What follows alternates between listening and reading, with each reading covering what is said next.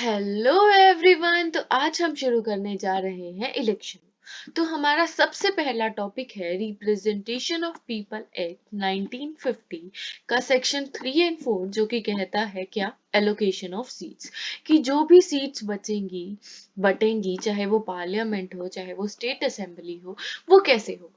तो सबसे पहले हम कॉन्स्टिट्यूशनल प्रोविजंस देखते हैं। तो article 81 of the Indian constitution कहता है कि पार्लियामेंट में जो हाउस ऑफ पीपल है उसमें 530 जो सीट्स हैं वो स्टेट की होंगी और 20 जो सीट्स हैं वो यूनियन टेरिटरीज की होंगी। ठीक है। अब टोटल पॉपुलेशन और नंबर ऑफ जो सीट है वो प्रोपोर्शनल होगा। इसी के लिए हम क्या करते हैं, इसके लिए हम करते हैं डिलिमिटेशन। अब डिलिमिटेशन क्या है? डिलिमिटेशन है कि भाई, अब सपोज करो ये एक जगह है, ठीक है। अब यहाँ पर ये 4 कॉन्स्टिट्यूएंसीज हैं, ठीक है। अब इन 4 कॉन्स्टिट्यूएंसीज के लिए एक एक आदमी इलेक्ट होगा। अब अगर मान लो यहाँ पे तो है भाई 10 लाख की पॉपुलेशन, ठीक है, और यहाँ पे है 30,000 की पॉपुलेशन, तो ये जो रिप्रेजेंटेशन है ये फेयर और वैलिड नहीं होगी। तो इसलिए हम क्या करेंगे, हम डिलिमिटेशन करते हैं।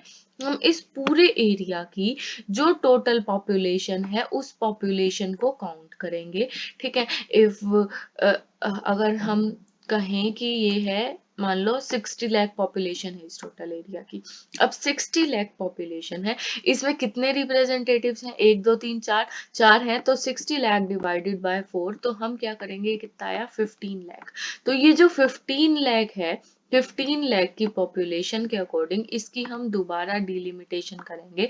इस एरिया को हम दोबारा बांट देंगे, 1 2 3 और ये 4, ठीक है।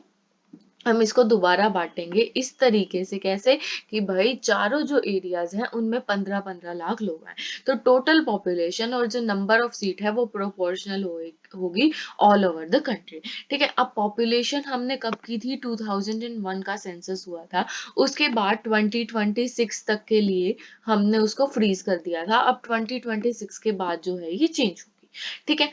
अब ये तो हो गया हमारा हाउस ऑफ पीपल के बारे में। अब स्टेट असेंबली के बारे में कौन कहता है? ये कहता है आर्टिकल 170। ये कहता है कि जो स्टेट असेंबली है उसमें मिनिमम 60 और मैक्सिमम 500 हो सकते हैं। स्टेट में जो है वो डायरेक्ट इलेक्शन करे जाएंगे, लोग इलेक्ट करके चूज करेंगे, और जो यूनियन टेरिटरी है उसमें जो भी प्रोसीजर जो पार्लियामेंट प्रेस्क्राइब करेंगे वो प्रोसीजर जो है वो फॉलो किया जाएगा। अब जो आर्टिकल 81 और 170 तो हमने देख लिया, ये मिनिमम और मैक्सिमम के बारे में बताते हैं, क्योंकि इसमें भी ये बताया, इसमें भी लिमिट बताए, पर रूल्स ऑफ एलोकेशन के बारे में भी बताते हैं। पर जो एक्चुअल एलोकेशन है वो कैसे होती है? वो होती है section 3 and 4 of representation of people act 1950 से। अब हम देखते हैं सेक्शन 3। सबसे पहले, अब देखो, एक जगह है, अब इसमें कुछ होंगी मेजॉरिटीज और कुछ होंगी हमारी माइनॉरिटीज, ठीक है। अब जो मेजॉरिटीज है, अगर हम मान लो इसको पॉपुलेशन के अकॉर्डिंग हमने डिवाइड कर दिया, ठीक है, ये तो हमने डिवाइड करा है माइनॉरिटी मेजॉरिटी के बेसिस पे। अब सेम स्टेट को हम पॉपुलेशन के अकॉर्डिंग डिवाइड कर सकते हैं, ठीक है। अब हमने डिवाइड तो कर दिया, पर अब दिक्कत क्या है कि भाई माइनॉरिटी की तो रिप्रेजेंटेशन होगी नहीं इसमें, तो माइनॉरिटी जो है उनको लॉस हो जाएगा, उनकी जो वेलफेयर है उसके लिए स्कीम्स कौन बनाएगा? तो इसीलिए हाउस ऑफ पीपल में शेड्यूल्ड कास्ट और शेड्यूल्ड ट्राइब्स के लिए क्या करनी जाएगी, रिजर्वेशन की जाएगी। शेड्यूल 1 जो है हमारा delimitation of parliamentary and assembly constituency order 1976, और उसके बाद जो ऑर्डर आया था 2008, इनको फॉलो करके और रिजर्व की जाएगी इसमें कि भाई, अगर मान लो यहाँ पे 4 कैंडिडेट हैं, तो जो भी रिजर्वेशन है ये कह दिया कि एक एससी और एसटी से होना चाहिए, शेड्यूल कास्ट या शेड्यूल ट्राइब से होना चाहिए, तो ऐसा कुछ जो है वो शेड्यूल 1 में हमारे दिया गया है, ठीक है। अब सेक्शन 4 क्या कहता है कि भाई इलेक्शन कैसे होगा इनका। अब इलेक्शन होगा डायरेक्ट सिंगल वोट, एक आदमी एक वोट, डायरेक्ट वोट डालेगा, इस कैंडिडेट को मैंने वोट डाल दिया, इसका जो है इलेक्शन हो गया। Each constituency single member body, हर कॉन्स्टिट्यूएंसी, ये जो 1 2 3 4 है ना, तो एक पे एक ही आदमी होगा, दूसरे नंबर की कॉन्स्टिट्यूएंसी पे एक ही आदमी होगा, मतलब हर कॉन्स्टिट्यूएंसी पे एक ही आदमी होगा। होगा। और जिस स्टेट में एक ही सीट है, उसका मतलब है कि ये इस स्टेट में एक ही सीट है, क्योंकि ये छोटा स्टेट है, तो इसका मतलब है एक ही कॉन्स्टिट्यूएंसी है इस स्टेट की। अब जो असम, मणिपुर, अरुणाचल प्रदेश, झारखंड और नागालैंड है, वहां delimitation of parliament and assembly constituency order 2008 जो है उसको फॉलो किया जाएगा। सब्जेक्ट टू सेक्शन 10 ए हमारे 4 के केसेस में, मतलब कि असम, मणिपुर, अरुणाचल प्रदेश और नागालैंड के केस में हम क्या करेंगे, 10A को फॉलो करेंगे। और 10B हम कहाँ फॉलो करेंगे, ये हम फॉलो करेंगे झारखंड के केस में।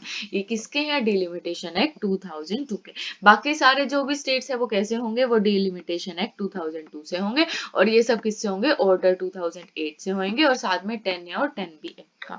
ठीक है। अब शेड्यूल 2 हमें बताता है कि लेजिस्लेटिव असेंबली में कितनी सीट्स होगी, शेड्यूल 3 हमें बताता है लेजिस्लेटिव काउंसिल में कितनी होगी, और शेड्यूल 4 हमें बताता है लोकल बॉडीज के कैसे होंगी लेजिस्लेटिव काउंसिल में। अब हम देखते हैं इससे रिलेटेड केस लॉज। सबसे पहले Kuldip Nayar versus Union of India. ये क्या कहता है कि जो राज्यसभा में है, राज्यसभा में क्या लो निकल गया, वो लो निकल गया कि भाई अगर मान लो इस स्टेट के इलेक्शन कंटेस्ट करने हैं, इस कॉन्स्टिट्यूएंसी के इलेक्शन कंटेस्ट करने हैं, तो person must be resident of that constituency. तो ये क्या है, ये वैलिड है। हमारा एलोकेशन ऑफ सीट में जो है ये इक्वालिटी को जो है वॉयलेट नहीं करता है। वैसे ही राजपाला वर्सेस स्टेट ऑफ हरियाणा, इसमें एजुकेशनल क्वालिफिकेशंस जो है वो कंपलसरी कर दी गई थी, तो इसमें भी यही हेल्ड हुआ कि ये क्या नहीं करते, इक्वालिटी को वॉयलेट नहीं करते। उसी के साथ इंदिरा गांधी वर्सेस राजनारायण के केस में क्या हुआ था कि अनफेयर और जो करप्ट प्रैक्टिसेस हैं वो अलाउ नहीं की जाएगी, चाहे वो एलोकेशन हो, चाहे वो इलेक्शन हो, वो कुछ भी हो उसमें। ठीक है। तो ये थी हमारी आज की वीडियो। ऐसी ही और वीडियोस के लिए बने रहिए, चैनल को लाइक कीजिए, सब्सक्राइब कीजिए। Thank you.